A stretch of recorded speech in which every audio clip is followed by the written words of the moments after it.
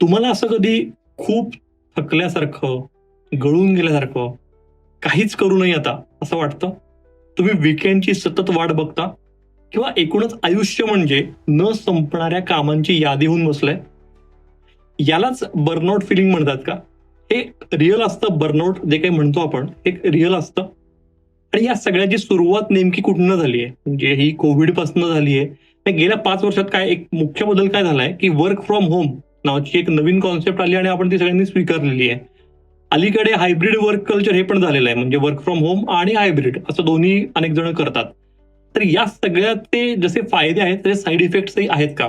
Side effects जास्ती आहेत का? आणि जर हे सगळं तुम्हाला जाणवत असेल तर यावर उपाय काय? तर या उपायांवरच आज आपण बोलणार आहे. त्यामुळे एपिसोड शेवटपर्यंत नक्की बघा.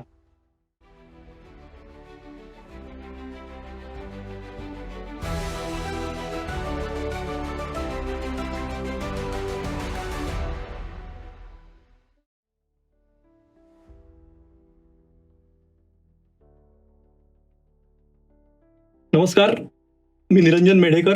देहभान पॉडकास्टमध्ये तुमचं मनापासून स्वागत.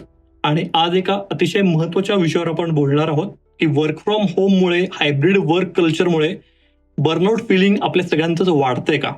आणि या विषयावर बोलण्यासाठी आज आपल्या सोबत आहेत industrial psychologist doctor Vrushali Raut.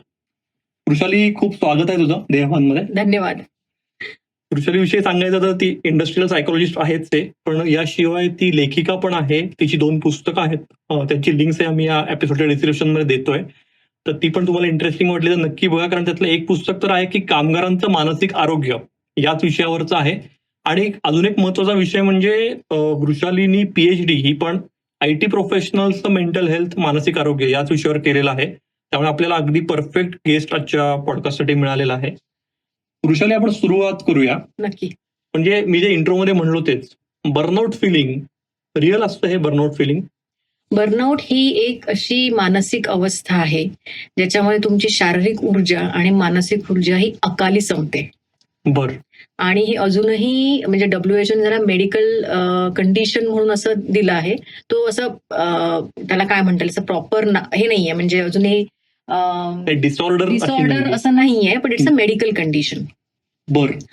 पण ती मेडिकल कंडिशन आता इतक्या मोठ्या प्रमाणात वाढली आहे की त्याच्यावर उपाययोजना अर्थात गोळ्या आणि औषधोपचार नाही, पण त्याचा आवाका खरंच खूप मोठा आहे बर्नआउटचा. थोडक्यात मला म्हणजे काही एक्झाम्पल्स पाहण्यात जर असतील, तू काउन्सिलिंग करतेस, स्पेशली IT प्रोफेशनल्सला करतेस, तर काय होतं नेमकं? माणूस बर्नआउटचं म्हणजे काय लक्षणं दिसतात किंवा बिहेवियर काय चेंज होतं? आपल्याकडे जी ऊर्जा आहे ती जर आपण प्रमाणाच्या बाहेर वापरली, सगळ्या प्रकारची ऊर्जा, शारीरिक ऊर्जा, मानसिक ऊर्जा, बौद्धिक ऊर्जा, ह्या सगळ्या ऊर्जा जर आपण आधीच वापरून टाकल्या, म्हणजे पूर्वी आपले आई वडील 40 वर्ष 35 वर्ष काम करायचे आणि त्याच्यानंतर रिटायरमेंट नंतर पण त्यांचं काम सुरूच आहे. आपली पिढी जर बघितली, म्हणजे जी आता 55 पर्यंत आली आहे, ती म्हणजे आपले सिनियर, आपले ज्युनियर 35 ते 55च्या मधली पिढी, हे फार थकून गेल्यासारखे वाटतात. आणि आयुष्य म्हणजे जसं मगाशी म्हटलं तसं आयुष्य एक न संपणाऱ्या कामांची यादी झालं आहे. तर या लोकांमध्ये वेगवेगळ्या प्रकारचे लक्षणं दिसतात. शारीरिक लेवलला हे थकून गेलेले असतात. त्यांचं जे काही BP आहे किंवा शुगरचे प्रॉब्लेम्स असतात, वजन वाढलेलं असतं, त्यांचं मोटिवेशन जे आहे ते खूप कमी असते. म्हणजे हे तुमचं कॉग्निटिव्ह लेवलला आलं किंवा बौद्धिक लेवलला आलं, काम करण्याची प्रेरणा असते. सगळ्यात मोठं म्हणजे सिनिझम, म्हणजे एक थोडंसं कामाप्रती घृणा निर्माण होणे किंवा कामाबद्दल आपुलकी न वाटणे, कामाच्या ठिकाणबद्दल आपुलकी न वाटणे. म्हणजे एक ऑफिस स्पेस नावाचा मूव्ही होता 2000 साली आलेला, त्याच्यामुळे तो जाळूनच टाकतो ऑफिस पूर्ण, एक माणूस दाखवलाय. ते तशा टाईपच असतं की ऑफिसच्या सहकाऱ्यांबद्दल किंवा ऑफिसबद्दल कुठल्याही पद्धतीची अटॅचमेंट न वाटणे आणि आलेला दिवस ढकलणे. आणि ही अवस्था अशी आहे की ही एकदा आली की, म्हणजे एकदा समजा 20 वर्ष काम करून, 15 वर्ष काम करून किंवा 10 वर्ष काम करून, तर ही अशी औषधं गोळ्या घेऊन बरी होत नाही. ती निव्वळ रेस्ट, म्हणजे ज्याला आपण विश्रांती म्हणतो, त्यांनीही बरी होत नाही. त्याला प्रॉपर काउन्सिलिंग, विचारांची पद्धत बदलणे, आराम, आणि आराम म्हणजे फक्त डिस्ट्रॅक्शन नाही. लोक म्हणजे rest but not distraction. Rest म्हणजे फुल्ली रेस्ट.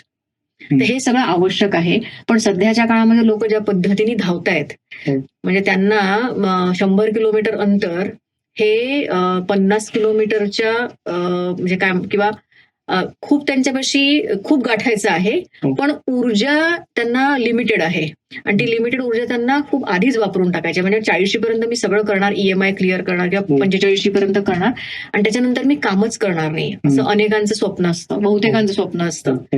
तर तो बर्नआउटचा एक प्रकार आहे.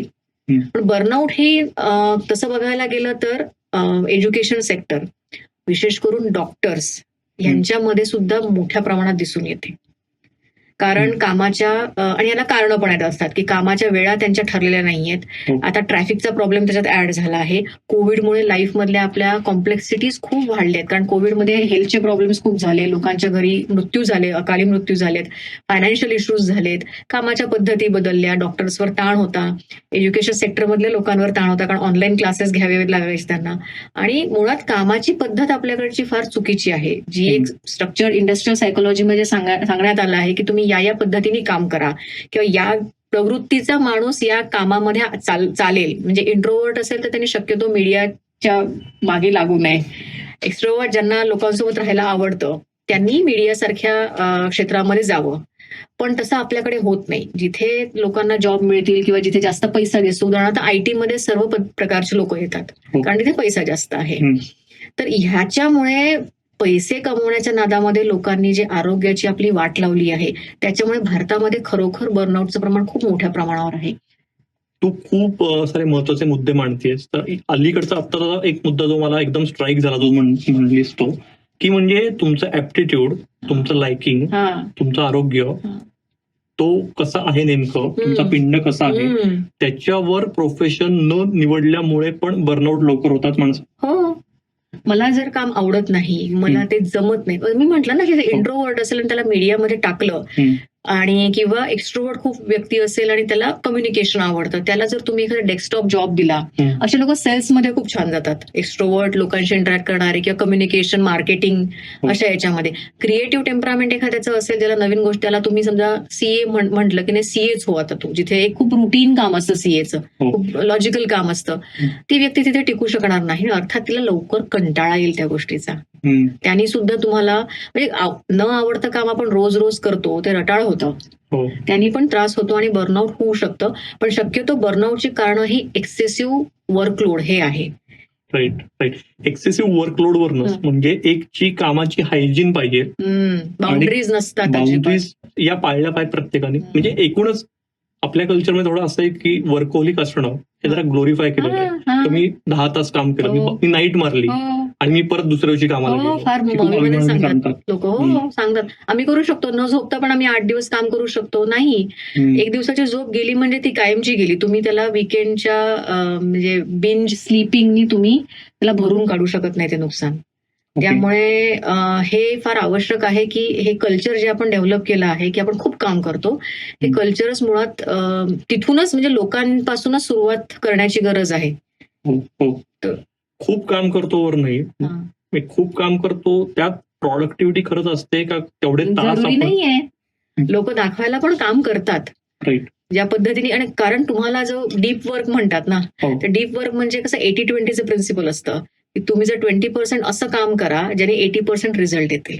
आपल्याकडे उलट होतं, 80% 20% रिझल्ट येत नाही ना. आणि वारंवार जे बर्नआउट कसं म्हणतात की वारंवार काम करून तुमच्यातली ऊर्जा संपून जाते.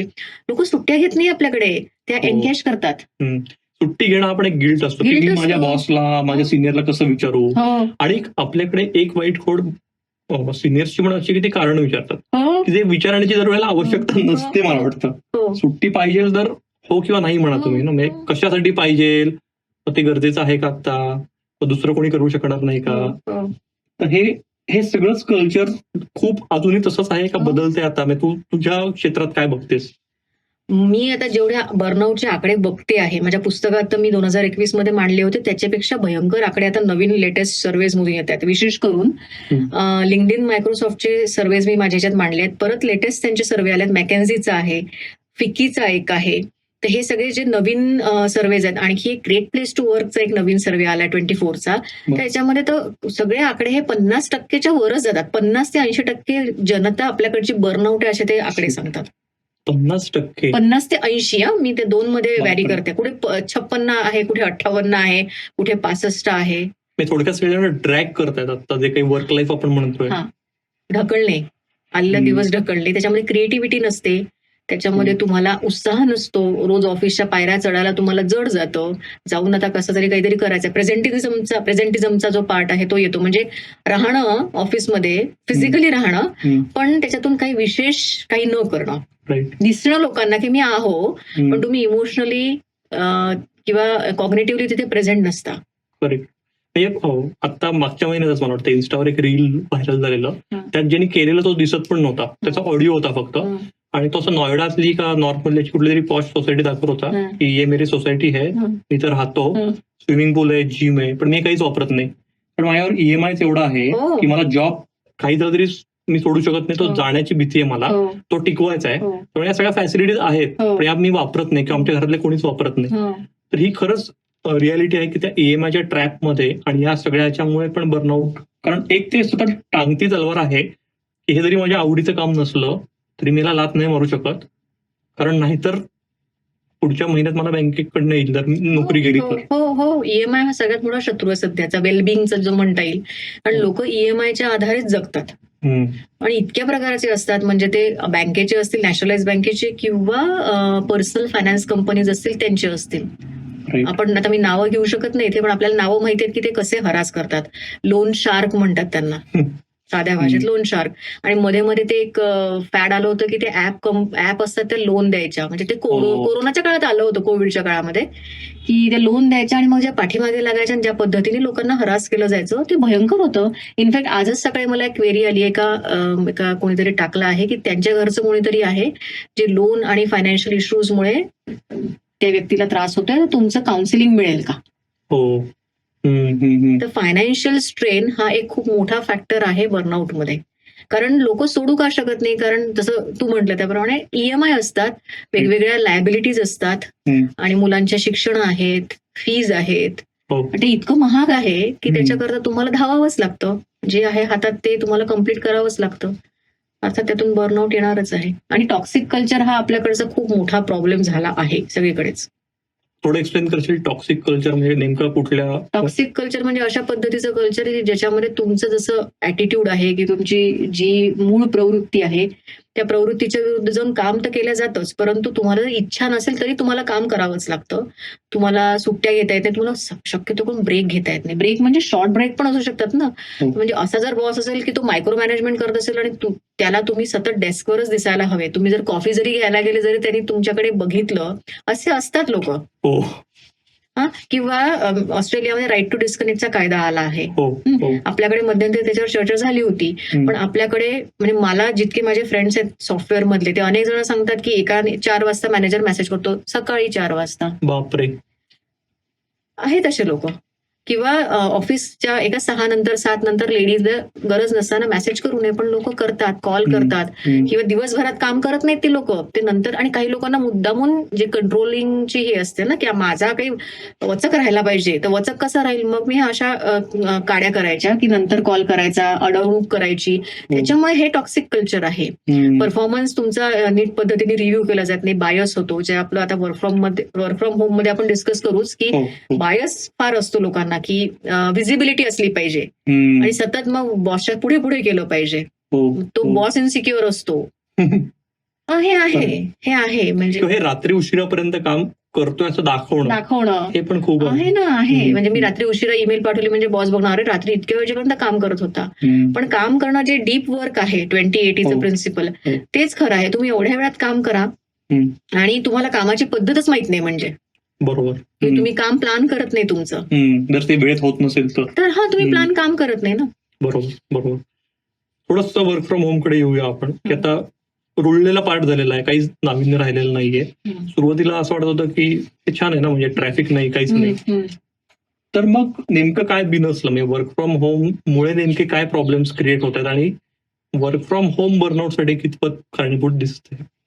आपण बर्नआउटचा जो मूळ कन्सेप्ट आहे तो असा आहे की तुम्ही सतत कामाशी चिकटलेले असता का, आणि बर्नआउट हा कामामुळेच होतो, इतर कुठल्या फॅक्टर्समुळे बर्नआउट अजून तरी म्हणजे तज्ज्ञ लोकांनी असंच सांगितलं की हा कामाशी रिलेटेड मेडिकल कंडिशन ही आहे, बरं. मग दुसऱ्या कुठल्या घटकांशी याचा संबंध नाहीये. तर कोरोनाच्या काळात काय झालं, आपण वर्क फ्रॉम होम सुरू तर केलं, पण आपलं जी सोसायटी आहे, आपली सिस्टीम, आपले फ्लॅट्स, आपण बहुतेक फ्लॅट्समध्येच राहतो, हो. आपलं ते जो इन्फ्रास्ट्रक्चर आहे ते कधीच वर्क फ्रॉम होम करता आयडियली सुटेबल नाहीये. आपल्याकडे कधीही लाईट जाऊ शकतात. हो. हा सगळ्यात मोठा आहे फॅक्टर. आपल्याकडचे 750 ते किती 1500 जास्तीत जास्त 1800 स्क्वेअर फीटचे फ्लॅट असतात. त्याच्यामध्ये 4 ते 6 माणसं राहतात, जाणारी येणारी लोक असतात.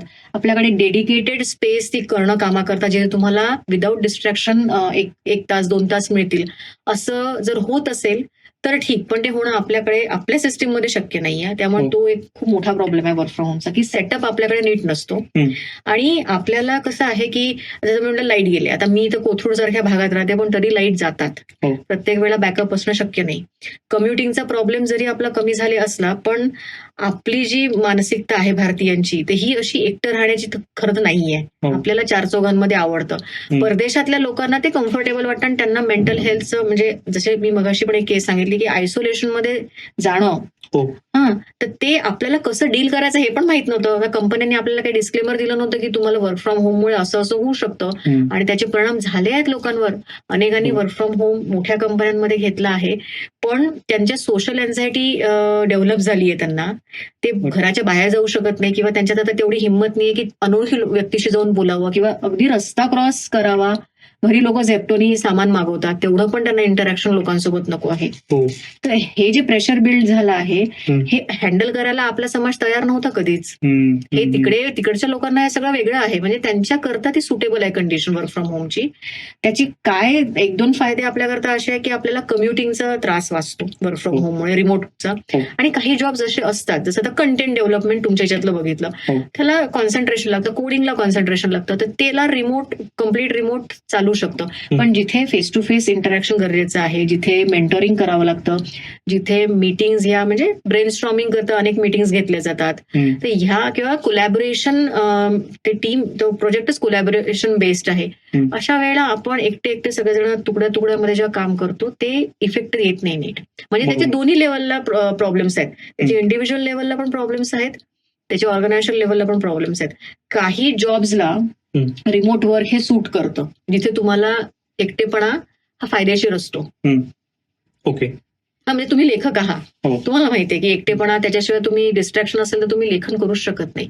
खरंय. पण ते लादलेलं एकटे पण नकोय, म्हणजे जे वर्क फ्रॉम होम मुळे जे आलेलं आहे की तुम्ही मॅन्डेटरीली एकटंच बसून काम करायचं आहे. कारण त्यावेळेला कंपन्यांना ते सुटेबल वाटलं, किंवा त्याला कंडिशन तशी होती. त्यांना असं वाटलं की आपण पैसे वाचवू, किंवा आपण ज्या काही मेडिकल डिझास्टर होऊ शकतं, बाकी लोक एकत्र आले, कोविडचा काळ होता, तर त्यांनी त्याच्याकरता डिसिजन घेतलं.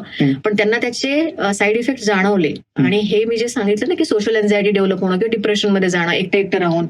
आणि असे अनेक लोक आहेत कोविडमध्ये की ज्यांना एकटं, म्हणजे आता एकटंच राहायला आवडतं, हे झालंय. आणि स्पेशली आयटी प्रोफेशनलचा याच्यामध्ये भरणा जास्ती आहे. म्हणजे एकटं राहणं, म्हणजे त्याला सॉलिट्यूड म्हणतात, की जो हवा असा एकटेपणा असतो, तो वेगळा आहे. आणि हा एकटेपणा जो वर्क फ्रॉम होम मुळे आला, हा वेगळा आहे. वेगळा आहे. सॉलिट्यूड हा कधीतरी आपण घेतो, आपल्याला वाटेल त्यावेळेला घेतो. हा लादलेला हा लोनलीनेस आहे, एकटेपणा. त्याच्यामध्ये तुम्हाला कनेक्शनच ब्रेक होतात. तुम्हाला कनेक्ट करायची इच्छाच नसते एखाद्या व्यक्तीशी. तुम्ही इमोशनली ब्रेकडाऊन होता, तुमच्यात तेवढी सोशल एनर्जी नसते की तुम्ही जाऊन कनेक्शन, कारण ह्या आपल्या इंटरॅक्शनला खूपच एनर्जी लागते. मी नेहमी म्हणते की सोशल मीडियावर तुमचे 1 लाख फॉलोअर्स असतील, तर त्यांना एंटरटेन करायला जेवढी तुम्हाला एनर्जी लागते, त्याच्यापेक्षा कैकपट एनर्जी तुम्हाला प्रत्यक्षातल्या 10 नात्यांना लागते. That's very easy visual thing. तर त्याच्यामुळे हा प्रॉब्लेम वाढलाय की लोकांना ती एनर्जी देणं आता कठीण जात आहे, की जा कॉफी पीत बसा कुठेतरी, कोणाचं ऐकत बसा. राईट. ते सतत एक कुठलं तरी मीडियम पाहिजे मध्ये, ते फोनचा असेल, लॅपटॉपचा असेल. डायरेक्ट ह्युमन इंटरॅक्शन नकोय लोकांना, ते होत आहे. म्हणजे लोक चिडचिडी होतात, काय यांचं ऐकून घ्यायचं, काय करायचं. पण खरं तर आपण face to face interaction involve झालोय, किंवा आपल्या उत्क्रांतीमुळे जो मेंदू तयार झाला तो हा असाच झालाय तयार. आपण हे नाही बघू शकत, त्याच्यामुळेच मेंटल हेल्थचे इश्यूज वाढले. अगदी खरं. म्हणजे हाच पॉडकास्ट आपण ऑनलाईन केला असता, करू शकलो असतो. आमचा स्टुडिओ सहकारनगरमध्ये, तू कोथरूड मधून आलीस, आपण ऑनलाईन हो. झूमवर करू शकलो हो, असतो, पण हो. आपण नाही करत आहे कारण त्यात ती मजा येत मजा नाही. येतच नाही. राईट. ह्युमन कनेक्शनची मजा वेगळीच आहे आणि ती कळत नसल्यामुळेच लोक याच्या आहारी पण जात आहेत आणि त्याच्यातून मग बाहेर यांना काही लोक इंट्रोवर्ट असतात, हो. त्यांना मुळातच कनेक्शनच कमी आणि त्या लोकांना कधी कधी मला असं वाटतं हे बरं आहे थोडं दूर राहणं किंवा त्यांची तेवढी एनर्जी नसते. आपल्यासारख्या लोकांना कसं म्हणजे एकटं बसलं म्हणजे मी तर अनोळखी लोकांशी बोलते कुठे जाता येताना, ऑटोवाला असेल कॅबवाला असेल, हो, हा नाही हो. राहू शकत, तुम्ही चूप नाही राहू शकत. बरोबर बरोबर. पण मग आमच्यासारख्या लोकांनी काय करायचं, आपल्यासारख्या लोकांनी काय करायचं? खरंय. इंट्रोवर्टचा विषय तू काढलास म्हणून आपण सगळ्या आपल्या प्रेक्षकांना सांगूया की इंट्रोवर्ट याच विषयावर आम्ही एक podcast काउन्सिलर केलाय. गौरी दानवेकर यांच्यासोबत पॉडकास्ट केलेला आहे. तर तोही बघायचा राहिला असेल तर या एपिसोड नंतर तोही नक्की बघा. आणि अजून एक जाता सांगायचं म्हणजे युट्यूबचं एक नवीन फीचर आहे ज्याचं नाव आहे हाईप. तर हे हाईप हे तुम्हाला कमेंट सेक्शन मध्ये दिसेल. जर तुम्ही हाईप केलात आपला हा पॉडकास्ट तुम्हाला आवडल्यावर तर तुमच्यामुळे हा एपिसोड आणखी काही हजार लोकांना युट्यूब प्रमोट करणारे दाखवणार आहे. त्यामुळे हाईपही नक्की करा. आणि नेहमीच आव्हान म्हणजे जर सबस्क्राईब करायचा राहिला असेल अजून देहवान तर नक्की सबस्क्राईब करा, लाईक करा आणि या एपिसोडची लिंक तुमच्या सर्कलमध्ये नक्की शेअर करा. वृषाली आपण पुढे जाऊया की वर्क फ्रॉम होमचे हे साईड इफेक्ट्स दिसतात कंपन्यांनाही कदाचित ते जाणवतात. तुझ्यासारखे इंडस्ट्रियल सायकोलॉजिस्ट काही कंपन्यांमध्ये असतीलही, त्यांना हे जाणवत असेल. म्हणूनच एक हायब्रिड वर्क लाईफ एक नवीन सुरू केलं की काही दिवस तुम्ही या ऑफिसमध्ये टीम सोबत राहा आणि काही दिवस घरनं काम करा. तर मग हायब्रिड वर्क कल्चर हे बॅलन्स आहे वर्क फ्रॉम लाईफचं आणि पूर्णपणे ऑफिसमध्ये येण्याचं. सध्या तरी भारतामध्ये ते एक्सेप्ट झालंय हायब्रिड. बऱ्याच IT कंपन्यांमध्ये आपण म्हणू शकतो. कसं आहे, वर्क फ्रॉम होम किंवा हायब्रिड हे मॅन्युफॅक्चरिंग सेक्टरमध्ये लागू होत नाही अजूनही. मॅन्युफॅक्चरिंग मध्ये काही रोल्सच आहेत असे, उदाहरणार्थ कोणी प्रेग्नंट लेडी असेल तर त्यांना म्हणजे आता ते शॉप फ्लोअरवर तशा नसतातच लेडीज, त्यामुळे ज्या डेस्कटॉप किंवा ऑफिस जॉब करत असतील त्यांना देण्यात येतं वर्क फ्रॉम होम. हायब्रिड पण मॅन्युफॅक्चरिंग मध्ये चालत नाही. मला असं वाटतं फक्त IT, मीडिया या काही ठिकाणी हायब्रिड होऊ शकतं. आणि हायब्रिडचं कसं आहे की तुम्हाला तरी जो व्हिजिबिलिटीचा इश्यू आहे तो येतोच की तुम्हाला व्हिजिबिलिटी लिमिटेड असते. म्हणजे आपल्याला माहित नसतं ना की दृष्टीआड सृष्टी की आपण आता आपण इथे 2 जण बसले आहोत बोलत, कदाचित आपले कलिग्स, समजा आपण एकाच ऑफिसमध्ये काम करतोय, आपले कलिग्स असतील आणि ते जाऊन बॉसशी जास्ती काळ बोलत असतील, बॉसला मस्का मारत असतील, तर तो बायस जो आहे नंतर जो परफॉर्मन्स रिव्ह्यूच्या वेळेला तो आपल्या डोक्यात असतो ना की अरे हा गेला तर नसेल किंवा ही गेली तर नसेल, आपल्याला तर नाही विचारलं, मग हे सगळे लोक आपल्याशिवाय कॉफी प्यायला तर गेले नसतील. आणि कसं होतं की ज्या दिवशी आपण ऑफिसला जाऊ हायब्रिड म्हणून त्या दिवशी लोक भेटतीलच याची गॅरंटी नसते. बरोबर. आणि तुमच्या म्हणजे मला ज्या दिवशी येते त्या दिवशी निरंजनला यायचं असेल तर काही जरूर नाही, तो त्याच्या सोयीने येईल. काही कंपन्यांमध्ये कसं आहे 2 ते 3 दिवस तुम्ही आठवड्यातून करा, काही कंपन्या फक्त महिन्यातून 10 दिवसच जायला सांगतात. कारण त्यांचे इन्फ्रास्ट्रक्चरचा हे होतो, म्हणजे त्यांच्या गोष्टी वाचतात, कमी द्याव्या लागतात. तर हायब्रिड मोड हा जरी एक्सेप्टेबल झालाय याचं मूळ कारण म्हणजे आपल्याकडचा ट्रॅफिकचा प्रॉब्लेम. प्रोडक्टिव्हिटी ही त्याची बेटर असते कारण फ्लेक्झिबिलिटी असते, पण ती फ्लेक्झिबिलिटी जरी असली तरी मग स्विच ऑन स्विच ऑफ करायला त्रास जातो की मध्येच ऑफिसला जा, मध्येच घरून काम करा. मग त्यावेळेला जर तुमचं प्लॅनिंग नीट नसेल की मला घरी एका विशिष्ट ठिकाणी एवढं काम करायचं आहे, की ऑफिसमध्ये जाऊन मी ऍक्टिव्हिटीज प्लॅन केल्या की social activities, gathering, collaboration meeting आहेत की त्या ऑफिसमध्ये यायला भेटायचं आहे, तर ते चांगलं होऊ शकतं हायब्रिडचं. पण बऱ्याच जणांना हा बॅलन्स करायची साधता येत नाही. किती चेंजेस लादले गेलेत आपल्यावर. आणि आपण सामान्य लोक आहोत, म्हणजे किती आपण कोणी अगदीच खूपच जे असतील शार्प फोकस एवढंच करणार बा, असे फार कमी असतात ना. सर्वसामान्य लोकांनी किती चेंजेस ऍडजस्ट करायचं. हो हो हो. आणि मला असं वाटतं की असं आपलं एक बॉडी क्लॉक पण असतं की त्याला एक सवय असते की एकतर ऑफिसला जायचंय किंवा जायचं नाही.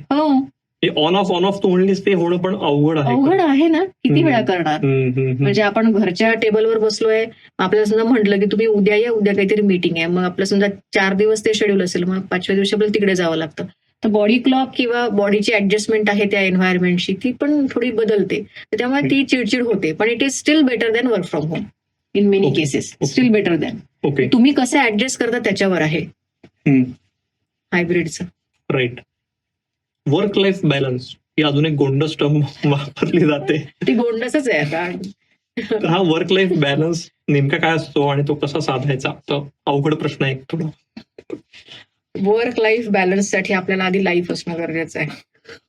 लोकांचं मी जेवढं बघते भारतातल्या लोकांचं, अनेकांना त्यांना वर्क शिवाय लाईफ नाहीये. म्हणजे अनेक जण जेव्हा सुट्टी काढत नाही किंवा ब्रेक घेत नाही, कारण ते खूप ऑब्सेसिव्ह असतात त्यांच्या कामाबाबत, कारण त्यांना कामाशिवाय आयडेंटिटीच नसते. आणि Okay. कामाची आयडेंटिटी असणं हे फार घातक आहे, कारण त्याच्या म्हणजे खुर्चीवर बसलोय आपण, त्या खुर्चीमुळे आपल्याला मान मिळतो, तिथे लोक विचारतात, ती खुर्चीवरचा आपला संबंध संपला की लोक मग डिप्रेशनमध्ये जातात. ते रिटायरमेंट नंतर अनेक लोकांचं होतं, जर रिटायरमेंट नीट प्लॅन नाही केलं तर. म्हणजे जर तुम्ही खूप काय एक्सेसिव्हली अटॅच असाल तुमच्या रोलशी, की हीच माझी आयडेंटिटी आहे, त्याच्याशिवाय मला दुसरी, आणि भारतात हे होतं, त्यांना छंद नसतात, बहुतेकांना नसतात. त्यांना सोशल सर्व्हिसमध्ये सगळे करायचं, त्यांना वाचन नसतं अनेकांना. मी विचारते म्हणजे कुठे गेली लोकांना की तुम्ही कुठलं शेवटचं पुस्तक वाचलं, वाचन वगैरे नसतं त्यांना. आता वाचन हा किती बेसिक आहे आयुष्यातला. म्हणजे तुम्हाला थिंकिंगसाठी पण ते थिंकिंगचं पण नसतं. म्हणजे फॅमिली ही अनेक वेळा फॉर्मॅलिटी असते, बहुतेक वेळा फॉर्मॅलिटी असते, आणि मग ते क्लॉक ठरलेलं असतं. त्यामुळे वर्क लाईफ याच्यामध्ये लाईफ असणं आधी गरजेचं आहे. तुम्ही लाईफ डिफाईन करा तुमचं काय आहे. मला वेळ हवा आहे, मला मी म्हटलं की मला एक्सरसाइज करता वेळ हवा आहे, एक बाउंड्री आहे माझी, 9-9:30 नंतर मला कोणी फोन करू नये, हे आता सगळ्यांना माहिती आहे आणि ते कोणी करतही नाही. पण तुम्ही जर म्हणता की मला लाईफच दुसरं नाहीये, आणि जसं तुम्ही समजा निरंजन तुझं उदाहरण घेतलं की मला इतका पॅशनेट हवं माझ्या कामाबद्दल की मला 24 तास काम करायला आवडतं, तुम्ही मला कधीही फोन करू शकता.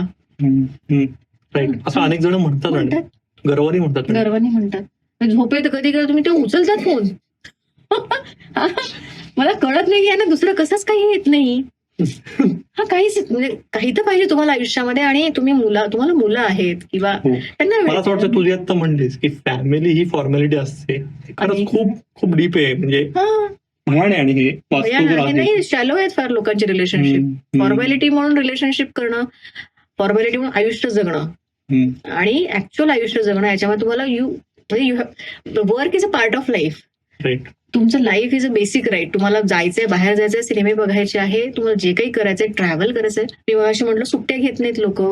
शॉर्ट ब्रेक आणि लॉंग ब्रेक हे दोन्ही आवश्यक आहे, टाइमली आवश्यक आहे. तुम्ही वर्षभराच्या सुट्ट्या एनकॅश करता. मला अनेक जण माहितीये की जे वीकेंडला सुद्धा काम करतात आणि ते म्हणतात वी कॅनॉट स्टॉप. असं आहेत अनेक की वी कॅनॉट स्टॉप. व्हॉलंटरीली पण करू शकतात, त्यांना प्रेशर असू शकतं, दोन्ही प्रकारे. पण लोकांना आहे की मी किती काम केलं, मी कामातच आहो. मी कोविडमध्ये अनेकांनी म्हणलं आम्ही हॉस्पिटलमधून काम केलं, आम्ही इकडून काम केलं, तिकडून काम केलं. हे मेजर रिझन आहे बर्नआउट करता. तुम्ही जर डिस्कनेक्टच होऊ शकत नाही. अशी लोक जेव्हा बर्नआउट होतात तेव्हा त्यांचं काय होतं मग? त्यांना कळत नाही की आपलं बर्नआउट झालंय म्हणून. पहिली गोष्ट ड्रॅग करत राहतात. आणि बर्नआउटचे फिजिकल सिम्पटम्स आहेत ना, सगळ्यात मोठा सिम्पटम जो आहे अर्थात फिजिकल, स्लीप डिस्टर्बन्स खूप मोठा प्रॉब्लेम आहे. खूप पॅनिक अटॅक्स असतात त्या लोकांना, एन्झायटी फार हायटन होऊन जाते, खूप चिंता, म्हणजे लगेच ते पॅनिक मोडमध्ये जातात.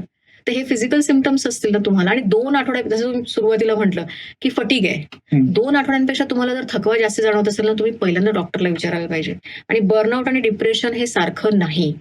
ओके, हा एक महत्त्वाचा मुद्दा आहे. बर्नआउट हा कम्प्लिटली वेगळा प्रकार आहे. डिप्रेशन त्याच्यामध्ये येऊ शकतं तुम्हाला, पण ते बर्नआउट नाहीये. अच्छा. एन्झायटी येऊ शकते, चिंता जाणवू शकते, पण बर्नआउट म्हणजे तुझ्या बँकेत पैसे आहेत चल 50 लाख आणि ते तू उडवून टाकले पूर्ण. तुला समजा तुझ्या बाबांकडून मिळाले 50 लाख आणि तुला समजा ते जन्मभर वापरायचे आहेत, 60 पर्यंत तरी वापरायचे आहेत, तू ते 25व्या वर्षी सोडून टाकले, 30व्या वर्षी सोडून टाकले. मग काय तू तुझं बँकरप्ट म्हणतात ना, दॅट इज बर्नआउट. पुढे काय आता आपल्याला ढकलतच करावं लागेल काम. बाबांनी जर 50 लाख दिले तर आपण ते उडवून टाकले लगेच. तशा पद्धतीचं घेऊ शकतो आपण बर्नआउटचं, की एनर्जी तुम्हाला फायनाईट आहे, इनफायनाईट नाहीये. लोक इनफायनाईट एनर्जी असल्यासारखंच वागत असतात कामाच्या ठिकाणी. आणि अशा लोकांना दुसऱ्यांना पण त्रास होतो, कारण ते एक्सपेक्ट करतात की त्यांच्याकरता पण 24 तास लोकांनी अवेलेबल राहावं किंवा कामाच्या गोष्टी कराव्या आणि त्यांच्यासारखंच काम करावं. असं नाही होऊ शकत ना. आणि जसं मगाशी म्हटलं, फॅमिली इज अ फॉर्मॅलिटी. अनेकांच्या पर्सनल लाईफमध्ये खूप प्रॉब्लेम्स असतात, त्याच्यामुळे ते वर्क एस्केप म्हणून वापरतात. Work is also an addiction. Work is also an addiction. Workaholic आपण म्हणतो ना, ते आहे. बर्नआउट इज लिहिलेलं आहे, ते विधिलिखित आहे. ऍडिक्शनचा मुद्दा निघालाय. ऍडिक्शन्स खूप जास्ती वाढलेली आहेत. स्मोक, अल्कोहोल तर खूपच रुटीन आहे. ड्रग्स पण अनेक जण घेतात आणि IT प्रोफेशनल्स किंवा उच्चभ्रू लोकांमध्ये पण ते प्रमाण खूप जास्त झपाट्याने वाढत, नॉर्मलाइज झालंय ते आता. तर हे ऍडिक्शन केल्याने ते बर्नआउट कमी होतं का किंवा रिलीफ तात्पुरता नाही, फायदा addiction मिळतो का? कसं होणार आहे ना? ऍडिक्शनने परत तुमच्या सिस्टम मध्ये नवीन प्रॉब्लेम ऍड होतो. बर्नआउट तर आहेच, पण तुम्ही चुकीचा मार्ग वापरतात. बेसिकली डिस्ट्रॅक्शन आहे. म्हणजे जसं म्हणतात ना, रेस्ट पाहिजे आपल्याला, तर आपण डिस्ट्रॅक्शन घेतो. हो. आपल्याला रेस्ट म्हणजे थांबायचंच असतं. सिस्टमला रिज्युमिनेट, रिसेट करायचं असतं, जसं आपण कम्प्युटरला करतो. त्यातल्या चुकीच्या फाईल्स काढून टाकायच्या असतात, डिलीट मारायच्या असतात आणि आपली जी लाईफस्टाईल आहे ती चेंज करायची असते. मेजर तुमचा हाच प्रॉब्लेम आहे, lifestyle and thought behind that or thinking style behind that lifestyle. म्हणजे मला सतत काम करायला पाहिजे म्हणजे मी चांगला आहो, मला सर्टिफिकेट पाहिजे लोकांकडून किंवा बॉसकडून, किंवा मला सतत इतके इतके तास काम करायचं किंवा इतके इतकेच पैसे कमवायचे, नाहीतर मी साईड हसल करतो, मला त्याच्यातून पैसे कमवायचे आहेत. अनेक लोक करतात along with the corporate job, त्यांच्याकडे बरेच साईड हसल असतात. तर हे सगळं का करायचं, याच्या मागचं जसं म्हटलं ना की थोडं क्लिनिकल बॅकग्राऊंड याला पाहिजे, थोडं डिग करायला की नक्की काय आहे, चाइल्डहुड ट्रॉमा आहे का, का एवढं व्हॅलिडेशन सिक करत आहात तुम्ही. व्हॅलिडेशन सिक करणंच आहे. हा, तर त्यामुळे हा क्लिनिकल इश्यू आहे.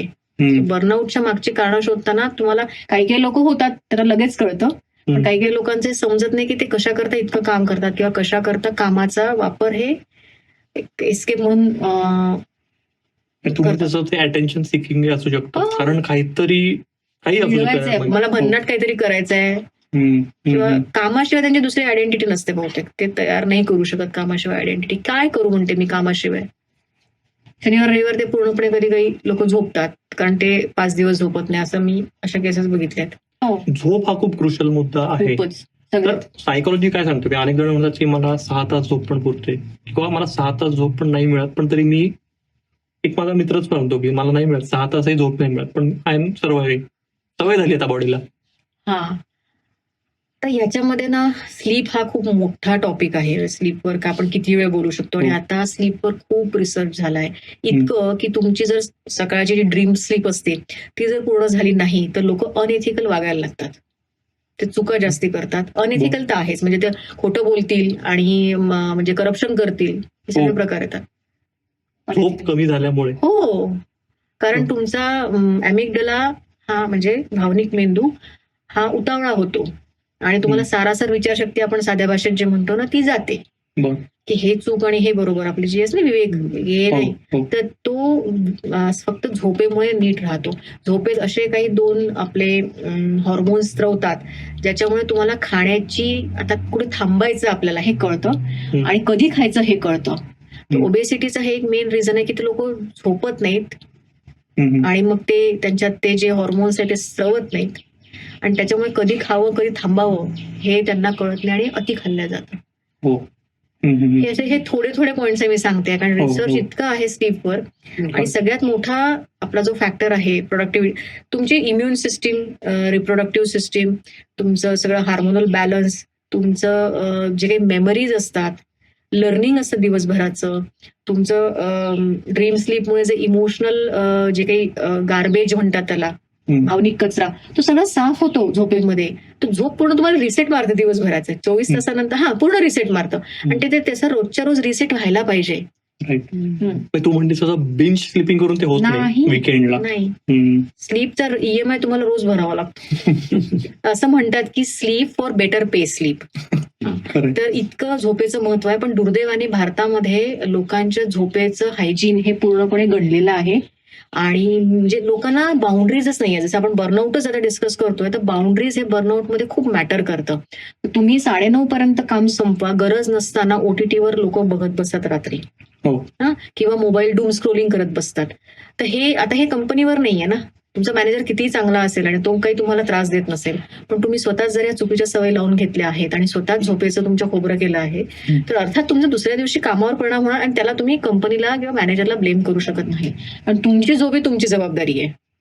त्यामुळे झोप ही खूप आवश्यक आहे. मी माझ्या सगळ्या ट्रेनिंग्स मधून किंवा मी जेव्हा काउन्सिलिंग घेते 1-on-1चं, तेव्हा पण पहिले त्यांना विचारते की झोपेचं नक्की तुमचं काय स्टेटस आहे. आणि लोकांना म्हणजे झोप ही तुम्हाला किमान 7 तास तरी हवी, आणि एक म्हणजे रात्री 2ला झोपलं आणि सकाळी 10ला उठलं अशी पण नको. ती जी आपली सर्कॅडियन रिदम आहे, बॉडी क्लॉक आहे, त्यानुसार म्हणजे किमान 11ला तरी झोपा, नाही तर 11:30 पर्यंत खूप झालं, कारण 12ला दुसरा दिवस सुरू होतो.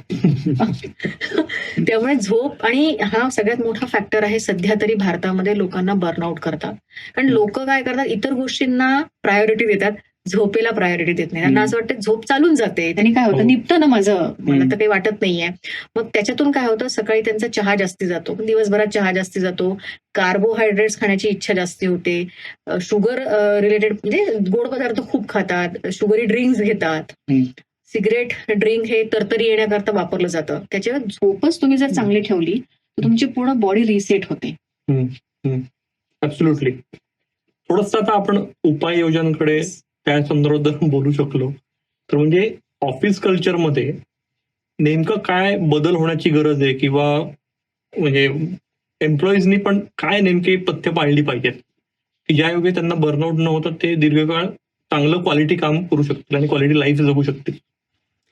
आपल्याकडे मी जेवढं वर्कप्लेस वेलनेसमध्ये बघितलं आहे, म्हणजे जवळपास 2010 पासून मी आता या विषयाला हँडल करते आहे, वर्कप्लेस वेलनेस. एम्प्लॉयरपेक्षा एम्प्लॉईजचा उदासीनता हा या सगळ्या गोष्टींना जास्ती कारणीभूत आहे. तर एम्प्लॉयर्स अनेक वेळा फॅसिलिटीज देतात, एम्प्लॉईज त्या फॅसिलिटीज पूर्णपणे वापरत नाही. उदाहरणार्थ जिम किंवा काउन्सिलिंग फॅसिलिटी आजकाल कोविड नंतर सुरू झाली आहे की ते देतात, किंवा ते रेकमेंड करतात. माझ्या सगळे जे काही लोक असतात की तुम्ही, हे आहे आमचा एम्प्लॉई आणि please take care of him or her. पण ते खरंच घेत नाही, म्हणजे पैसे सुद्धा कंपनी देते आम्हाला, पण लोक ते अव्हेल करत नाही फॅसिलिटी. यामागे पण एक टॅबू आहे की मी काउन्सिलिंग घेतोय, एचआर कडे माझी इन्फॉर्मेशन जाईल का, माझ्या मॅनेजरकडे माझी इन्फॉर्मेशन जाईल का, मग ती इन्फॉर्मेशन वापरून ते लोक मला फायर करतील का, किंवा मी जर माझे काही हेल्थ इश्यूज, म्हणजे लोक हेल्थ रिपोर्ट्स पण लपवतात. आता आजकाल ते प्रमाण आहे की तुम्हाला तो एचआर कडे सबमिट करावा लागतो, पण अनेक लोक, त्यांना काही कंपन्यांमध्ये आहे की तुम्ही व्हॉलंटरीली, तुमच्या पैसेच ठेवा, जरुरी नाही की तुम्ही एचआर कडे सबमिट करायला पाहिजे, म्हणून काही ठिकाणी एचआर कडे सबमिट करावा लागतो. तर लोकांना वाटतं की त्याच्यातून आपल्याकडून काही काढण्यात येईल का, म्हणजे बीपी शुगर आहे म्हणून आपल्यावर काही होईल का, असं बरंच काही म्हणजे भारतीय एम्प्लॉईज मध्ये दिसून येतं. हे आहे ट्रेंड्स. एकूणच आपला समाजच म्हणजे आपण भीतीच जास्ती जगतो. मोटिवेशन कुठून येणार ना, क्रिएटिव्हिटी करायचं. भीतच जगतात तो आणि त्यांना आरोग्य, म्हणजे एकतर आलेला पैसा, गेल्या 20-25 वर्षात आपल्याकडे बऱ्यापैकी पैशाचं प्रमाण वाढलं आहे, आणि त्याच्यामुळे लोकांना वाटतं जर पैसा मिळतोय तर मला आरोग्याची काळजी करण्याची काही गरज नाहीये. हा लोकांचं बेसिक प्रिन्सिपल आहे लाईफ मधलं, की मला मिळतोय ना पैसा, मग मी कशाला व्यायाम करू, मग मी कशाला इथे जाऊ, आणि कशाला काय, म्हणजे बीपी कशाला चेक करू, किंवा शुगर तर आजकाल लोक म्हणतात नाही शुगर तर असतेच, नाही हा म्हणतात असं, शुगर असते, झोप नाही, जसं आपण मगाशी म्हटलं, झोप पण लोकांनी असं केलं की नाही, म्हणजे यू आर अवेलेबल असं झालंय, आणि तुम्ही जर नसाल तर मग ते तुम्ही मग काय करता, म्हणजे तुमचं अनेक, आणि माझ्यासारखे जे लोक आहेत मायनॉरिटीमध्ये की जे हे सगळं फॉलो करतात, त्यांना त्यांची टर पण उडवली जाते. ते लोक अनेक वेळा सोशली त्या सर्कलमधून बाहेर असतात, म्हणजे जे लोक रात्री जागे नसतात किंवा आउटिंगला जात नाही, किंवा चॅटिंग, किंवा त्या व्हॉट्सअपच्या ग्रुपमध्ये लोक लेट नाईट चॅट करत बसतात, ते तुम्हालाही माहित असेल, आणि कशावरून भांडणं पण करू शकतात ते. तर ह्या ज्या सवयी आहेत ते तुम्ही किती कॅज्युअली घेता झोपेला.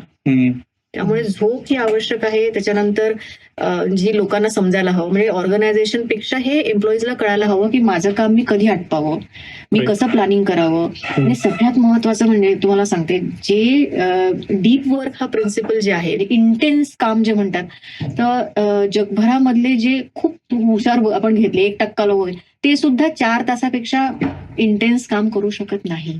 मग आपण 1 तासाच्या वर इंटेन्स काम करू शकत नाही, मग 90 मिनिटानंतर ब्रेक घेणं हे कंपल्सरी आहे, घ्यायलाच पाहिजे. मग तुम्ही जर म्हणता की मी 6 तास सलग काम केलं, तर मला तर म्हणजे आश्चर्य वाटतं की तुम्ही काय केलं नक्की. तो शॉर्ट ब्रेक किती वेळाचा पाहिजे, आणि 5 मिनिटं, 5 मिनिटं छोटासा वॉक घेऊन आलोय, स्ट्रेचिंग करायचं थोडंसं, किंवा ब्रीदिंग करायचं थोडंसं कंटिन्युअस, याच्यापेक्षा बेसिकली डिस्कनेक्ट व्हायचं. आपण ते पण म्हणतो ना की स्क्रीन पासून 20 सेकंद बाजूला बघा. तर ह्या सगळ्या छोट्या छोट्या गोष्टी आहेत, ह्या ज्या रेग्युलर प्रिव्हेन्शन मध्ये येतात, हे प्रिव्हेंटिव्ह मेजर आहे. आणि नंतर झाल्यानंतर करेक्शन करणं, बर्नआउट झाल्यानंतर म्हणजे अगदी तुम्ही शेवटच्या स्टेजला आहात, आणि ते करेक्शन करणं फार आता खर्चिक पण आहे सगळ्या दृष्टीने, आणि त्याचं ते रिझल्ट येतील का नाही माहिती, त्याच्यापेक्षा प्रिव्हेन्शन केलेलं कधीही चांगलं. तर एम्प्लॉईजच्या दृष्टीने मी हेच सांगेल की तुम्ही कामाची प्लॅनिंग करा. 20-80चा जो रूल आहे की 20% कामातून 80% रिझल्ट यायला हवेत, हे नेहमी लक्षात असू द्या. आणि तुमचं काम काही प्रमाणात डिपेंडंट असतं काही लोकांवर, पण सगळ्याच वेळ नसतं. तुमच्या आवाक्यात ज्या गोष्टी आहेत ते तुम्ही कम्प्लीट करू शकतात. उदाहरणार्थ अगदी तुम्ही आठवडाभराचं प्लॅनिंग खाण्याचं, म्हणजे मी काय खाणार आहे, किंवा भाजी आणून ठेवली, फळं आणून ठेवली, की आता मी हे करणार आहे, किंवा कपडे कोणते घालायचे जर आपण प्रेस करून 5 सेट ठेवले, त्याने सुद्धा आपली किती ऊर्जा वाचते. बरोबर. हे खूप सिम्पल प्लॅनिंग आहे. उठल्यानंतर ऑटो पायलटवर मोडवर बहुतेक लोक काम करतात. ते उठतात सकाळी, काहीही विचार न करता दिवस सुरू करतात. मग आता विचारपूर्वक असं काही होत नाही. त्याच्यामुळे मग हे सगळे नंतरचे कामं एकावर एक पेंडिंग होत जातात.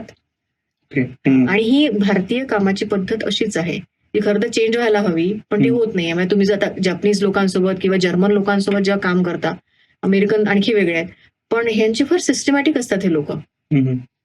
तू म्हणलीस या छोट्या छोट्या गोष्टींचं मायक्रो प्लॅनिंग त्यांनी केलेलं असतं. अर्थात. आणि मीटिंग्स आपल्या वेळेवर सुरू होत नाही. मीटिंग्स वेळेवर, म्हणजे मीटिंगचा अजेंडा अनेक वेळा सेट नसतो. त्याच्यानंतर ते जे झालं आहे त्याच्यानंतर मिनिट ऑफ मीटिंग्स काढायला पण, म्हणजे त्याचं काही कनेक्शन पाहिजे ना, एकानंतर दुसरं, पण तसं नसतं. आणि त्याच्यामुळे राम भरोसे काम असल्यामुळे आपल्याकडे कामाचे तास वाढतात. त्याच्यातून फ्रस्ट्रेशन येतं लोकांना, त्याच्यातून क्रिएटिव्हिटी येत नाही, आयडियाज येत नाही नवीन, किंवा नवीन काहीतरी करूया. तुमच्यापाशी जर ऊर्जाच नसेल मेंदूला, तर तुझ्या पॉकेटमध्ये जर पैसाच नाहीये, तर तुला जर ट्रॅव्हल करायची इच्छा होईल का? नाही, आता कसं करून, तुझ्याकडे नाही 10 लाख आहे, चला आपण युरोपची ट्रिप मारू शकतो एखादी, तर तुमच्याकडे काही फ्युएल पाहिजे ना. तर बर्नआउट मध्ये काय होतं, तुमचं फ्युएलच जातं पूर्ण. ते फ्युएल भरायला, आणि ते भरेल की नाही याची पण गॅरंटी नाहीये. कारण माझा एक युरोपियन फ्रेंड आहे, तर त्यांच्याकडे एक आता असं एक टेक्निक मशीन डेव्हलप झालंय फ्रान्समध्ये, की जे ब्रेन मॅपिंग करतं आणि बर्नआउटचा जो आहे तो किती पार्ट झाला आहे हे सांगतं फिजिकली. त्यांनी स्वतःच सांगितलं त्याचं की 29% 50+ ब्रेन बर्नआउट आहे म्हणून. That cannot be reverse. हा त्याचा problem. That cannot be reverse. खरंच खूप शॉकिंग आहे. खूप प्रमाणात जर असेल ना बर्नआउट, तो it is difficult to reverse it. मग अशा लोकांनी काय करायचं, म्हणजे ते त्या दिशेने आहेत आता, किंवा त्यांनी थांबायला पाहिजे. थांबायचं म्हणजे काय करायचं, म्हणजे ब्रेक घ्यायचा मॅन्डेटरी काही महिने. बर्नआउटचं रेस्ट, रिक्रिएशन आणि रिसेट, ह्या 3 गोष्टी महत्वाच्या आहेत. म्हणजे तुम्ही रेस्ट तर कराच. तुमची रेस्ट करा म्हणजे तुमचा थकवा कमी होईल. तुम्हाला न्यूट्रिशनची गरज पडते अशा वेळेला. अनेक वेळा तुम्हाला सायकॅट्रिक म्हणजे सायकोटिक मेडिसिनची गरज पडते. उदाहरणार्थ बर्नआउटमुळे कोणाला अँझायटी खूप होत असेल किंवा डिप्रेशनचे सिम्पटम्स असतील तर त्यांनी नक्की गोळ्या घ्याव्या. खूप म्हणजे 2 आठवड्यापेक्षा, मी सांगितलं सुरुवातीपासूनच 2 आठवड्यापेक्षा जर तुम्हाला हे सिम्पटम्स दिसत असतील तर तुम्ही तात्काळ मदत घ्या. आपल्याकडे प्रॉब्लेम आहे, लोक एक्नॉलेजमेंट करत नाही. चालतं म्हणतं, यांनी झालं त्यांनी झालं. B12 चेक करायला पाहिजे, B12 आहे, थायरॉइड आहे का हे पण चेक करायला पाहिजे. जे ऊर्जेचे साधनं आहे शरीरातले, तुला माहिती आहे की यांनी आपली ऊर्जा इथे कमी होते, B12 नाही होते आपल्याला माहितीये, तर तेच तुम्ही चेक करायला हवं. त्यामुळे फिजिकल तुमचा चेकअप महत्वाचा आहे. तुमचं मेंटल चेकअप म्हणण्यापेक्षा झोप हा सगळ्यात मोठा क्रायटेरिया आहे. तो बघा, तुमची झोपेची क्वालिटी काय आहे, कसं होतंय. तिसरं म्हणजे कॉग्नेटिव्ह तुमचा क्रायटेरिया, म्हणजे तुमच्या कामात चुका किती आहेत, कामामध्ये तुम्ही, आणि हे खूप ऑब्जेक्टिव्हली करायला पाहिजे. आपण म्हणतो की नाही मी चांगलंच काम करतोय, मोटिवेशन काय आहे तुमचं कामातलं, टीममेट सोबत भांडणं होत आहेत का, खटके किती वेळा उडतात आहे, तुम्हाला किती रिपोर्ट्स आले आहेत की जिथे तुम्हाला सांगण्यात आलाय की मेमो ज्याला आपण म्हणतो की हे होत नाहीये, तुमच्याकडून डेडलाईन फॉलो होत नाहीये, तर हे बिहेव्हिअरल सिम्पटम्स झालेत. तर हे जर तुम्हाला दिसत असेल 2 आठवड्यांपेक्षा जास्ती, तर तुम्ही तात्काळ म्हणजे मदत घ्या काउन्सिलरची. काउन्सिलर काय सांगतो तुम्हाला, मगाशी सांगितल्याप्रमाणे, एक तर तो तुम्हाला लाईफस्टाईल चेंजेस सांगेल, आणि काउन्सिलर हा तुमचा अकाउंटेबिलिटी पार्टनर असतो. तुम्हाला त्याच्याकडे का रिपोर्ट करावं लागतं, कारण you need somebody to take care of yourself. म्हणजे तुम्हाला आता समजा निरंजन माझ्याकडून काउन्सिलिंग घेतोय, तर निरंजनला हे मला दर आठवड्याला रिपोर्टिंग करावं लागेल, ती त्याची जबाबदारी असते, नाही तर काउन्सिलिंगला काही अर्थ नाहीये. तर काउन्सिलिंग मध्ये लाईफस्टाईल चेंजेस आणि जे आपण CBT म्हणतो, REBT म्हणतो, तर त्यांनी थिंकिंग तुमची स्टाईल कशी आहे. मुळात काही लोकांचे खरंच डिसफंक्शनल पॅटर्न्स असतात. म्हणजे माझ्याकडे आता अगदी कॉर्पोरेट पासून तर गव्हर्नमेंट ऑफिसर्स पण येतात. गव्हर्नमेंट ऑफिसर्स पण आहेत, तर ते मी लोकांचे डिसफंक्शन, म्हणजे उदाहरणार्थ आता MPSCचे लोक, MPSC मधला पॅटर्न असा आहे की ते खूप अभ्यास करतात तुम्हाला हो माहिती आहे. हो आणि नंतर ते जेव्हा जॉबला लागतात ना चांगल्या चांगल्या पोस्टवर दे फील एम्प्टी. त्यांना असं वाटतं की आपण जे इमॅजिन केलं होतं ते असं काहीच नाहीये हे, आणि मग ते डिप्रेशनमध्ये जातात. आणि मी अनेकांमध्ये पॅटर्न बघितलाय. म्हणजे तो जो हाय असतो ना एमपीएससी वाल्यांमध्ये, तशी जिद्द असते करायची. द मोमेंट ते जॉईन एमपीएससी, त्यांना असं वाटतं नाही, काही काही लोक त्याच्यात म्हणतात की नाही दुसरी पोस्ट साठी ट्राय करू. हो. परत ते डोपामिन, परत ऍड्रेनालाईन रश असं. आणि अनेकांना ना जे असं एक अनरिअलिस्टिक इमेज असते की असं होईल तसं होईल तसं होईल, पण जनरल तसं होत नाही. आणि मग ते डिप्रेशनमध्ये जातात. तर हे थिंकिंग पॅटर्न जेव्हा आपण उदाहरण कॉर्पोरेटमध्ये पण तसंच आहे ना, आयटी मध्ये, की तुम्हाला समजा आता एखाद्याचा मोठा भाऊ 2000 साली लागला आयटी मध्ये, त्यावेळेला खूप छान होतं आयटी. म्हणजे त्यावेळेला जे त्यांनी केलं 25 वर्षात करिअर, त्यांनी खूप पैसे छापलेत साध्या भाषेत. आता जे लागतायत, समजा एखादा असेल जो 30चा आहे, त्यांनी जर अशा मला भावा किंवा बहिणीसारख्याच पॅकेज मिळाल्या, ऑनसाईट प्रचंड मिळायच्या. आता तसं मिळत नाही इतक्या इझिली. पण तसं जर त्यांनी अपेक्षा केल्या, त्याला हे परिस्थितीचं भान देणं आवश्यक आहे. आता तसं होत नाही. तुझी इंडस्ट्री आता पूर्वीसारखी नाहीये.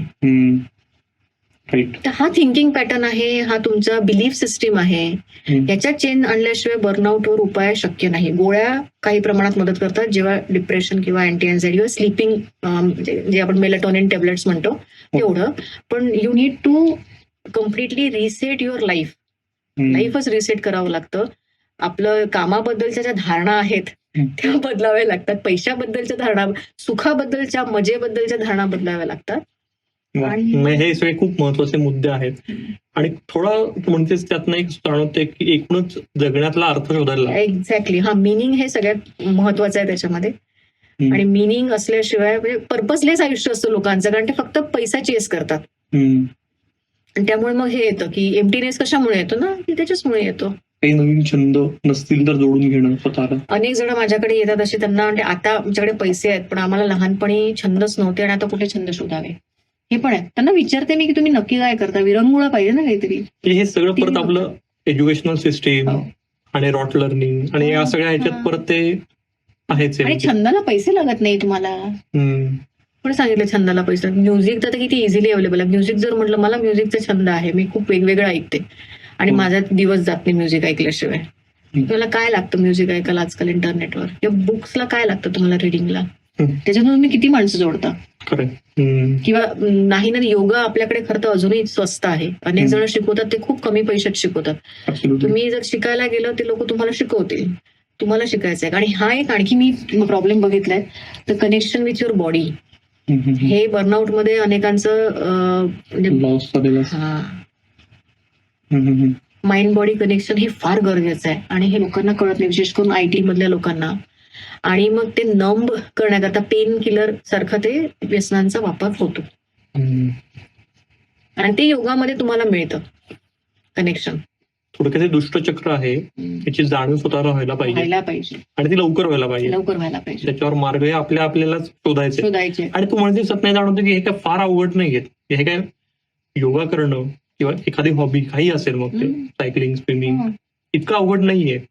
पण आपल्याकडे ते कल्चरच नाहीये अजूनही व्यायाम करण्याचं किंवा फिट राहण्याचं. गेल्या 20-25 वर्षातल्या कॉर्पोरेटने, आपल्या ज्या मल्टीनॅशनल्स आपल्याकडे आल्या, त्यांनी आपल्याला इतका झगमगाट दिलाय. मी पण त्या झगमगाटात काम केलं आहे. इतकं असतं की ते करण जोहरचे पिक्चर जे सेट असतात तसंच सगळं असतं, इव्हेंट्स वगैरे सगळं. आणि अनेक वेळा त्याच्यात बुजून गेल्यासारखं पण होतं आपल्यासारख्या मध्यमवर्गीय व्यक्तीला. आणि त्याची सतत सवय नको लागायला, असं मला वाटतं. मी जरी नाही लावली, तुम्हाला तुमच्या कामाच्या व्यतिरिक्त एक स्पेस हवी, जिथे तुम्हाला विचारतात की तुम्ही आता जिमला असाल मेंबर, तर तिथे तुमचं कोणी डेझिग्नेशन बघत नाही, टायटल बघत नाही. तर माझ्या मैत्रिणी जिम मधले आहेत, त्यांना मी तिथे असली पाहिजे तेवढंच त्यांचं असतं, की का ग तू आली का नाही. ते हे विचारत नाही कुठे गेली होती, काय केलं नाही. त्या ग्रुपचा मी पार्ट आहे ना, आमचा आहे योगाचा ग्रुप आहे, डान्सचा ग्रुप आहे, झुंबाचा. तर आम्ही ते रोज भेटतो आणि त्या माझ्या कुठल्याच वर्क स्पेसशी कनेक्टेड नाही आहेत, सगळ्याजणी नवीन आहेत. राईट. एपिसोडच्या आधी बोलताना तू म्हणलीस की तू ठरवून पॉज घेतलास कॉर्पोरेट लाईफ मध्ये. तो पॉज नेमका काय होता? पॉज म्हणजे मला कोरोना झाला 2022 मध्ये. त्यावेळेला मी आयटी कंपनीतच होते, कल्चर मॅनेजर म्हणून. आणि मला कोरोनामध्ये थोडं हेल्थ कॉम्प्लिकेशन झाले आणि त्यावेळेला जे पॅनिकचं वातावरण सगळीकडे होतं, तर मी डिसिजन घेतला की नाही, आपण आता थांबूया इथे. आणि मला लंग्सला बऱ्याचपैकी डॅमेज होतं आणि ते जाणवायचं. चालताना बोलताना कॅपॅसिटी खूप कमी झाली होती. तर मी जवळपास 8 महिने खरंच काही केलं नाही. त्या काळात मी माझं दुसरं पुस्तक लिहून काढलं, मानसिक आघात समजून घेताना. बरं. हा. हम्म. कारण मला त्यावेळेला खरंच काही नव्हतं करायला आणि पहिल्या पुस्तकाचं इंग्रजी रूपांतर केलं. बरं. हा. आणि मग नंतर मी परत जेव्हा कामाला सुरुवात केली तेव्हा मी प्रोग्रेसिव्ह वर्कलोड ठेवला. 23 मध्ये थोडं थोडं काम करायला सुरुवात केली. त्याच्यानंतर 24 पासून मग मी आवाका वाढवला कामाचा. म्हणजे ट्रेनिंग्स पण घ्यायला सुरुवात केली. फुल डे ट्रेनिंग जे म्हणतात ना तसं घ्यायला सुरुवात केली. पॉडकास्ट माझे बरेच आले. 14-15 पॉडकास्ट येऊन गेले आहेत माझ्या आतापर्यंत. तर हे सगळं म्हणजे मी पण म्हणते काही प्रमाणात बर्नआउटचं मला जाणवलं, कारण मी बरंच लहान वयात बऱ्याच गोष्टी म्हणजे पीएचडी पण फार लवकर केलं किंवा ते त्या कंपनीमध्ये इम्प्लिमेंट पण फार म्हणजे लवकर झालं. नवीन गोष्टी केल्यात आणि आम्हाला कसं की तुला किंवा मला, माझे आई वडील हे सरकारी नोकरीत होते. IT कंपनीत कसं काम करावं हे आम्हाला ट्रेनिंग नव्हतं, की आम्ही रोल मॉडेल्स बघितले नव्हते. तर जसं आमच्या वाट्याला आला आम्ही तसं ते केलं. हा पण एक रिझन आहे बर्नआउट मध्ये हे सगळे, की जे टेक्निकल मॅनेजर्स वगैरे आहेत त्यांना कुठे आई वडील साधे होते, कोणाचे आई वडील शिक्षक होते, कोणी शेतकरी होते. मग त्यांना विचारणं ट्रेनिंग नव्हतं, कोणी मेंटॉर नव्हता सांगायला. त्यांच्या वाट्याला जसं आलं तसं केलं. पण आता जर तुम्हाला कळतंय, असं मला कळलं की नाही, मी पण खूप पुश केलं स्वतःला. म्हणजे मला जेवढं मी पुस्तकात पण लिहिलं आहे ते नव्हतं करायला पाहिजे, म्हणून मी लिहिलं मुद्दाम याच्याकरता की लोकांना त्याच्यातून काही मिळावं, की तुम्ही असं करू नका. तर तो जो ब्रेक घेतला तो मला जे आता क्रिएटिव्ह माझं वर्क अनेकांना दिसतंय, विशेष करून म्हणजे मी लिखाण करते किंवा पॉडकास्ट करते, तर हे मी त्या टिपिकल रोल मधून बाहेर पडल्यामुळे शक्य झालं. रेस्ट केली मी आणि मुळात रिकामं राहणं या काही वेळा करता हे फार हेल्दी गोष्ट आहे. It's a healthy sign. Majority of people they cannot just stay without distraction. त्यांना समहाव काहीतरी हवं असतं. तर आजकाल असं सांगतात की तुम्ही 30 मिनिटं तरी विदाउट डिस्ट्रॅक्शन बसा. आणि मला अनेक लोक विचारतात, मग तुम्ही 2च दिवस ऑफिसला जाता, मग इतर वेळ काय करता? तुम्ही राहू बसू शकता इतर वेळ? हा, असं विचारतात. काहीच करत नाही तुम्ही? म्हटलं मग काउन्सिलिंग सेशन. तरी तुम्ही काहीच करत नाही म्हणजे तुम्ही सतत काय करत राहायचं? हा एकदम चुकीचा भ्रम आहे. तो काढायला हवा. त्याच्याशिवाय बर्नआउटवर उपाय शक्य नाही. वृषाली, गेले अर्धा पाऊण तास खरंच खूप क्वालिटी डिस्कशन झालं. थँक्यू. आणि एक आर्ट ऑफ डुईंग नथिंग ते पण एक पुस्तक आहे मला वाटतं, आणि ते पण खूप छान आहे. ते काही न करण्याची कला पण शिकलो पाहिजे. आता कॉर्पोरेटवाल्यांना ते शिकायलाच पाहिजे. आता परत प्रमोशनचा मुद्दा म्हणून नाही, पण ह्याच्यावरही आपण एक पॉडकास्ट केलेला आहे. मुक्ता चैतन्य सोबत तो केलेला आहे की काहीच न करता खूप काही मिळू शकतं का. तो एपिसोड बघितला नसेल तर तोही नक्की बघा. आणि खरंच खूप थँक्स. आणि हा बर्नआउट हा आपल्या सगळ्यांच्या खूप जिव्हाळ्याचा विषय झाला, कारण आपण प्रत्येक जणच, अगदी थेट बर्नआउट नसेल पण त्यासारखे सिम्पटम्स आपण सगळेजण अनुभवत असतो. आणि त्याच्यासाठी ब्रेक हा खूप गरजेचा आहे, तो सांगितलेला आहे. तुम्ही असा ठरवून ब्रेक घेता का? तो शॉर्ट ब्रेक असेल किंवा लॉंग ब्रेक असेल, आम्हाला नक्की कमेंट्स मध्ये सांगा. वृषाली, तू वेळ काढून आलीस आणि इतकं हेल्दी डिस्कशन झालं. आम्हाला खात्री आहे की आपल्या सगळ्या प्रेक्षकांना यातनं खूप साऱ्या टिप्स या मिळाल्या असतील आणि ते बर्नआउट कडे, स्वतःच्या मानसिक आरोग्याकडे या निमित्ताने सिरियसली बघायला लागतील अशी आपण आशा करूया. मनापासून आभार. धन्यवाद. भेटूया पुढच्या गुरुवारी अशाच आणखी एखाद्या महत्वाच्या इंटरेस्टिंग विषयावर आणि इंटरेस्टिंग गेस्ट सोबत गप्पा मारायला. बघत राहा आणि ऐकतही राहा देहभान पॉडकास्ट.